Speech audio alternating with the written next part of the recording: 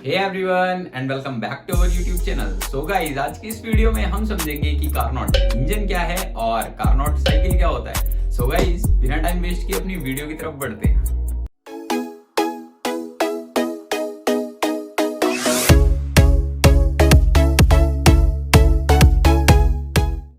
इन 1824 सादी कार्नोट, जो कि एक फ्रेंच मैकेनिकल इंजीनियर थे, उन्होंने एक ऐसा हीट इंजन डिजाइन किया था जिसकी वर्किंग एफिशिएंसी 100% थी। हीट इंजन ये एक ऐसे डिवाइस होते हैं जो हीट को मैकेनिकल एनर्जी में कन्वर्ट कर सकते हैं, जैसे कि कोई स्टीम इंजन या फिर कोई मोटर व्हीकल। सभी हीट इंजन का वर्किंग प्रिंसिपल सेम है, जिसमें किसी वर्किंग सब्सटेंस, गैस या वेपर को एक साइक्लिक प्रोसेस के अलग अलग थर्मोडायनेमिक स्टेजेस से गुजारते हुए वापस उसी वाली स्टेज में लाया जाता है जिसमें वो पहले था। कार्नोट ने सजेशन दिया कि अगर किसी हीट इंजन को एक स्पेसिफाइड प्रोसेस के फिक्स्ड थर्मोडायनेमिक स्टेजेस से गुजारा जाए तो ऐसे में उस हीट इंजन की एफिशिएंसी 100% पॉसिबल हो सकती है, और इन्हीं को हम कार्नोट इंजन या फिर आइडियल हीट इंजन कहते हैं। आइडियल इसलिए क्योंकि कोई भी इंजन इससे ज्यादा एफिशिएंट नहीं हो सकता, ये इंजन ही मैक्सिमम एफिशिएंसी देते हैं। कार्नोट द्वारा सजेस्ट किए गए इस स्पेसिफाइड साइक्लिक प्रोसेस को हम कार्नोट साइकिल कहते हैं। कार्नोट इंजन के 3 मेन पार्ट्स हैं। पहला, एक नॉन कंडक्टिंग इंसुलेटिंग स्टैंड, जिससे हीट या फिर कोई एनर्जी का ट्रांसफर ना हो। माना कि ये हमारे पास क्या है, स्टैंड है, ठीक है, और इससे क्या होगा, ये नॉन कंडक्टिंग और इंसुलेटिंग स्टैंड है, ठीक है, ये एक पार्ट होगा। सेकंड पार्ट क्या है? सेकंड पार्ट है एक रिजर्वोयर, एक हॉट रिजर्वोयर, जिसमें इन्फिनाइट, मतलब जिसकी हीट कैपेसिटी क्या हो, इन्फिनाइट हो। इन्फिनाइट क्यों यार? इन्फिनाइट इसलिए ताकि उस सोर्स में से हम जितनी भी एनर्जी या फिर जितनी भी हीट लेना, तो जो वो रिजर्वोयर है उसका टेम्परेचर क्या है, वो बदले ना, वो सेम रहे, वो कांस्टेंट रहे, ठीक है। और उसी को हम क्या बोलते हैं, उसको बोलते हैं हम हीट सोर्स। माना कि ये हमारे पास हीट सोर्स है, ठीक है, ये हीट सोर्स है। थर्ड पार्ट क्या है? जस्ट लाइक इसकी तरह ही एक है कोल्ड रिजर्वोयर। कोल्ड रिजर्वोयर क्या, उसकी भी हीट कैपेसिटी कैसी हो, उसकी भी हीट कैपेसिटी इन्फिनाइट हो। इन्फिनाइट इसलिए ताकि उसको कितनी भी हीट हम दें, कितनी भी एनर्जी दें, उसका जो टेम्परेचर है पहले से इसका कोल्ड रिजर्वोयर का, वो कांस्टेंट रहे यार, वो चेंज ना हो, ठीक है। इसे क्या कहते हैं? हीट सिंक भी कहते हैं। माना कि ये हीट सिंक है, ठीक है। और फोर्थ क्या है? फोर्थ एक सिलेंडर है।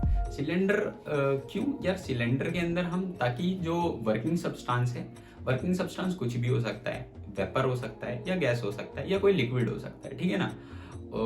तो सिलेंडर हो गया वो वर्किंग सब्सटेंस को रखने के लिए। और यार सिलेंडर है, और सिलेंडर के साथ एक ना वो लगी रहती है मूवेबल पिस्टन, ठीक है। और जो सिलेंडर की वॉल है और मूवेबल पिस्टन की वॉल है, वो कैसी होनी चाहिए? वो होनी चाहिए नॉन कंडक्टिंग इसलिए ताकि वहां से कोई हीट का ट्रांसफर ना हो सके। और जो सिलेंडर का बेस है यार, सिलेंडर का जो बेस है वो कैसा होना चाहिए? वो कंडक्टिंग होना चाहिए। वो कंडक्टिंग होता है कार्नोट इंजन के केस में, ताकि वहां से हीट का या फिर एनर्जी का ट्रांसफर हो सके। माना कि ये हमारे पास क्या है? ये हमारे पास है सिलेंडर, ठीक है, ये सिलेंडर है और ये मूवेबल पिस्टन है, ठीक है। और इसके अंदर क्या है? वर्किंग सब्सटेंस रखा जाएगा, गैस या फिर कोई लिक्विड। मैं रख नहीं रहा हूँ यार, क्योंकि यहाँ से गिर जाएगा, ठीक है। तुम अज्यूम कर लेना, फिजिक्स वाले बच्चे हो, कर सकते हो अज्यूम। तो देखो यार, यहाँ पे क्या सीन है? यहाँ सीन है कि ये जो वॉल है, सिलेंडर की वॉल है, ये कैसी है? नॉन कंडक्टिंग, यानी यहाँ से हीट का ट्रांसफर नहीं होगा कुछ भी, ठीक है। और जो ये मूवेबल पिस्टन है, ये कैसी है? ये भी कैसी है? इसकी वॉल है जो मूवेबल पिस्टन की और सिलेंडर की, दोनों ही नॉन कंडक्टिंग है, यहाँ से हीट का ट्रांसफर नहीं होना चाहिए। और जो इसका बेस है, माना कि ये बेस है, इसको यार रहने दो, ये बेस है ना, ये बेस है, ये बेस है, ये कैसा है? ये कंडक्टिंग है, ताकि यहाँ से कोई भी हीट जाए वो ट्रांसफर हो सके, ठीक है। हीट या फिर कोई एनर्जी जाए इसके बेस से ट्रांसफर हो सकती है, क्योंकि ये कैसे है? कंडक्टिंग है। तो चारों पार्ट समझ आ गए कौन कौन से? एक तो ये हो गया सबसे पहले, एक stand, non conducting insulating, hot reservoir, cold reservoir, और एक सिलेंडर विद पिस्टन, ठीक है।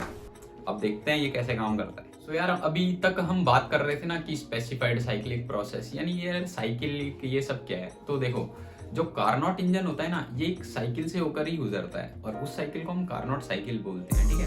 तो कार्नोट इंजन के केस में क्या होता है? ये एक कार्नोट साइकिल के 4 अलग अलग स्टेजेस से होके गुजरता है, जिसको हम ग्राफिकली प्लॉट भी कर सकते हैं और हम उसको पीवी ग्राफ पे प्लॉट करते हैं, प्रेशर वॉल्यूम ग्राफ पे प्लॉट करते हैं। और वो कैसे प्लॉट करते हैं देखो, इनके 4 अलग अलग केसेस। तो चलो यार एक एक करके हम चारों स्टेजेस को देखते हैं। तो पहली स्टेज में क्या होगा, पहली स्टेज में हुआ क्या, हॉट रिजर्वोयर है, उसके ऊपर हमने क्या रखा, एक जो हमारे पास ये था सिलेंडर को रखा, और सिलेंडर के अंदर यार इसके अंदर ना गैस है, ठीक है, एक वर्किंग सब्सटेंस है, गैस ऐसा वर्किंग सब्सटेंस। तो हमने हॉट रिजर्वोयर के ऊपर रख दिया सिलेंडर को। अब हॉट रिजर्वोयर में क्या है, इन्फानाइट हीट कैपेसिटी है, यानी कि उसका टेम्परेचर बहुत ज्यादा है, और गैस का टेम्परेचर इसके मुकाबले गैस का टेम्परेचर कम है। तो कंडक्टिंग वॉल है, और अगर हम इसको इसमें रखते हैं हॉट रिजर्वोयर पे, तो ऐसे में क्या होगा, हीट फ्लो होगी ना, हीट का फ्लो होगा, जो हायर टेम्परेचर है वहां से लोअर टेम्परेचर जो गैस का टेम्परेचर है वहां पे फ्लो होगा। तो ऐसे में क्या होगा, अगर हीट फ्लो होती है तो ये एक्सपेंड होने लगेगा, क्योंकि हीट फ्लो हो रही है तो हीट जा रही है सिलेंडर के अंदर, तो हीट फ्लो गई। तो ऐसे में क्या हुआ यार, हीट के ट्रांसफर के वजह से इसके अंदर गैस का एक्सपेंशन हुआ, गैस एक्सपेंड हुई, तो हम इसी को क्या बोलते हैं, आइसोथर्मल एक्सपेंशन। तो यहाँ पे क्या हुआ, इस केस में हीट के वजह से गैस का एक्सपेंड हो रही है, हीट के वजह से गैस एक्सपेंड हो रही है। तो इस केस में हुआ क्या, जो गैस का वॉल्यूम था वो क्या हुआ, वो वॉल्यूम बढ़ गया और इसका प्रेशर घट गया। तो इसको प्लॉट कैसे करेंगे पीवी ग्राफ पे। सो गाइस नेक्स्ट स्टेप या फिर नेक्स्ट स्टेज को देखो। नेक्स्ट स्टेज में क्या हुआ, जो हॉट रिजर्वोयर था हमारे पास, हमने यहां से उठा के इस बार जो सिलेंडर है उसको कहाँ रख दिया, उसको रख दिया हमने इंसुलेटिंग स्टैंड पे। तो यार इंसुलेटिंग स्टैंड पे रखने की वजह से क्या हो गया, ये जो गैस है ये चारों तरफ से क्या हो गई, नॉन कंडक्टिंग वॉल से कन्फाइंड हो गई, यानी नॉन कंडक्टिंग वॉल से चारों तरफ से घिर गई, क्योंकि ये भी नॉन कंडक्टिंग है, और इस बार नॉन कंडक्टिंग स्टैंड पे भी रख दिया, तो ये नॉन कंडक्टिंग वॉल से कन्फाइंड होगी। तो ऐसे में क्या होगा, इस बार हमने क्या किया, इसको ऊपर की तरफ थोड़ा एक्सपेंड किया। तो ऐसे में क्या हुआ यार, इस बार एक्सपेंड तो हो रहा है, पर इस बार किसी हीट ट्रांसफर की वजह से एक्सपेंड नहीं हो रहा, ठीक है। तो इस केस में क्या होगा, इस केस में जो एक्सपेंशन हुआ, इसको हम बोलते हैं एडियाबैटिक एक्सपेंशन, और एडियाबैटिक एक्सपेंशन बोलते हैं। तो यहाँ पे यार एक्सपेंशन जो हुआ, इसके वजह से क्या होगा, इसके अंदर जो वॉल्यूम थी वो बढ़ी, क्योंकि एक्सपेंड हुआ, और वॉल्यूम बढ़ी तो प्रेशर घटा, because they are both inversely proportional. तो इसको कैसे प्लॉट करेंगे वो देखो। तो यार थर्ड पार्ट या फिर नेक्स्ट स्टेज में देखो क्या होता है। इस स्टेज में हम क्या करेंगे, जो ये नॉन कंडक्टिंग स्टैंड पे जो ये सिलेंडर था, इसको इस बार यहां से उठा के कोल्ड रिजर्वोयर पे रख देंगे। तो यार कोल्ड रिजर्वोयर में क्या होता है, इसको हम हीट सिंक भी बोलते हैं ना। तो यार देखो हीट सिंक में क्या होता है, सिंक क्या करता है, हीट को अपनी तरफ अब्सॉर्ब करता है, और जो सोर्स होता है, सोर्स से हीट निकलती है, ठीक है, तो यहाँ से निकलती है और सिंक से हीट अंदर जाती है, वो अब्सॉर्ब करता है। तो हमने क्या किया, थर्ड स्टेज में इसको उठा के हमने कोल्ड रिजर्वोयर पे रख दिया। तो ऐसे में क्या होगा, हीट इस पर तो लेगा नहीं है, तो जो ये इसके अंदर जो है गैस है ये हीट देगा। तो क्या होगा, कैसे देगा, जब ये कंप्रेस होगा, तो इसको कंप्रेस करते हैं, तो इससे क्या होगा, इसमें जो भी एक्स्ट्रा हीट प्रोड्यूस हुई वो ये सिंक अब्सॉर्ब कर लेगा, जो भी इस कंप्रेशन की वजह से हीट अब्सॉर्ब हुई, इसको ये क्या करेगा, कोल्ड रिजर्वोयर इसको अपनी तरफ खींच लेगा, अब्सॉर्ब कर लेगा। तो इस केस में क्या हुआ यार, इस केस में हुआ ये कि गैस है वो क्या हुई, कंप्रेस हुई। तो यार यहाँ पे जो कंप्रेशन हुई, इस कंप्रेशन को हम बोलते हैं आइसोथर्मल कंप्रेशन। तो इस केस में हुआ क्या, इस केस में जो कंप्रेशन हुआ उसकी वजह से इसकी वॉल्यूम क्या हुई, गैस की वॉल्यूम कम हुई, गैस की वॉल्यूम कम हुई और प्रेशर बढ़ा। तो इसको कैसे प्लॉट करेंगे हम ग्राफ पे।